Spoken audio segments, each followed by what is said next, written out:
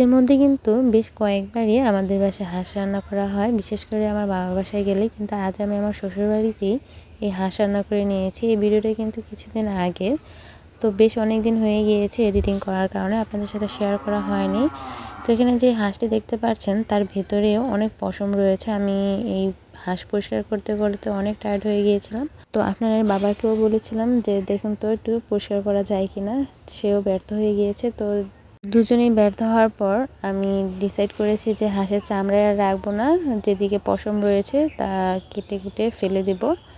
তো এভাবেই কিন্তু হাঁসগুলো খুব ভালো করে আমি কেটে পরিষ্কার করে নিয়েছি, তারপর খুব ভালো করে ধুয়ে নিয়েছি। তারপর চলে আসলাম রান্না করার জন্য। আজকে আমি যেভাবে এই হাঁসটি রান্না করব ঠিক এভাবেই কিন্তু 300 ফিটে হাঁস রান্না করা হয়ে থাকে।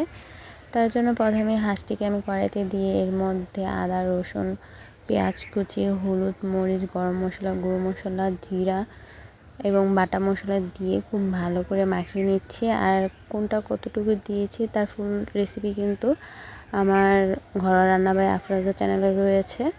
তারপর পরিমাণ মতো তেল দিয়ে আস্ত রসুন দিয়ে বসিয়ে খুব ভালো করে কষিয়ে নিয়ে এই হাঁসটিকে রান্না করে নিয়েছি। রেসিপিটি ভালো লাগলে অবশ্যই আমার পাশে থাকবেন। সবাই ভালো থাকবেন। আল্লাহ হাফিজ।